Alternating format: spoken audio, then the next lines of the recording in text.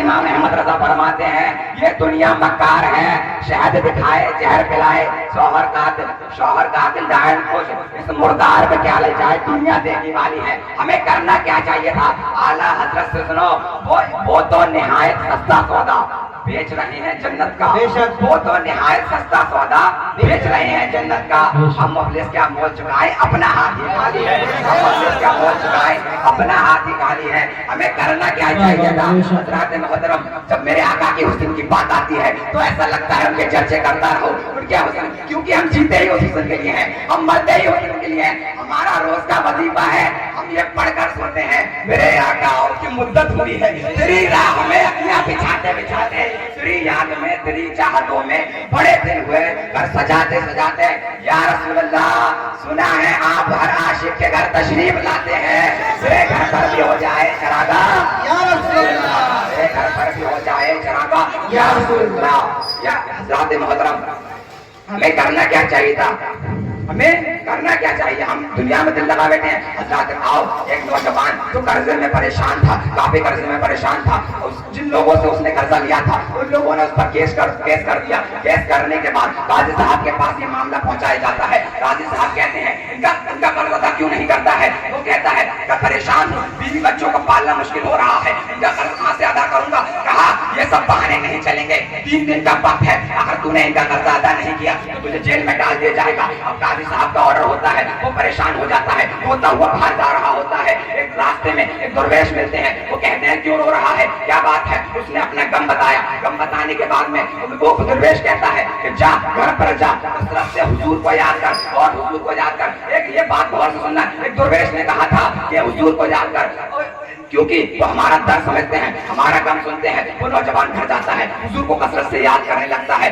इतना कसरत से याद करते करते जब उसकी आंखें बंद होती हैं, एक बात याद रखो, जब किसी का दिल टूटता है, तारीख की सच्चाइयां बताती हैं, आका तशरीफ लाते हैं, आका तशरीफ लाते हैं। हज़रात मतलब वो जाता है, रोने लगता है, घर पर रोते रोते जब उसकी आंखें बंद होती हैं तो ताजदार मदीना ख्वाब में तशरीफ लाते हैं, मेरे आका तशरीफ लाते हैं। कहा है मेरा दिल, तूने मुझे याद किया, तूने मुझे याद किया। कहा बता तेरी हालत का है। कहता है आका आपसे कोई हालत छुपी थोड़ी है, आपको तो सब पता है।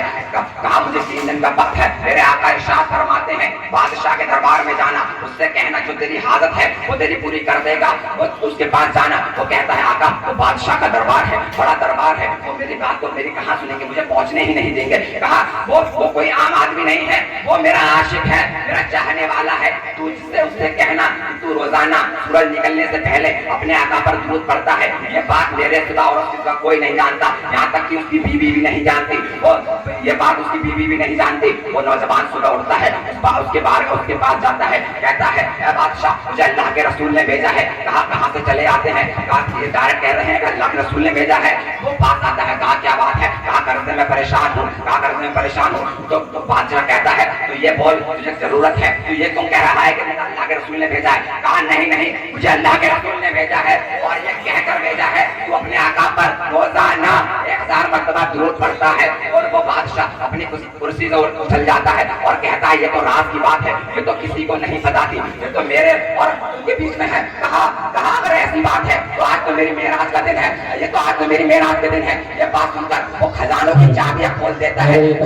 अल्लाहु अकबर, रिसालत रसूलुल्लाह की आला हजरत, मसलक के आला हजरत, हबीब अहले सुन्नत निजाम रज़ा साहब किबला जिंदाबाद, नारे तकबीर, मौलाना नवाब साहब किबला सरकार की आमद, सरकार की आमद, सरदार की आमद, सरदार की आमद, मक्की की आमद, मक्की की आमद, मदनी की आमद, सरकार की आमद, नारे तकबीर, नारे हैदरी। वो बादशाह अपने खजानों की चाबियां खोल देता है। कहा तुझे जो चाहिए ले ले, क्या तेरी मुराद पूरी। वो गरीब नौजवान, गरीब बेशक था लेकिन लालची नहीं था। वो अपनी जरूरत भर का माल लेता है और चलता बनता है। बादशाह के बारगाह में जाकर काजी साहब के पास जाता है और कहता है उन्हें बुलाओ कर्जदारों को, मैं उनका कर्ज अदा करूंगा। काजी साहब कहते हैं तू बैठ जा, तू अपना कर्ज अदा नहीं करेगा, तेरा कर्जा मैं दूंगा। क्योंकि कहा ये क्या बात हुई, उस दिन कह रहे थे कोई केस कर दूंगा।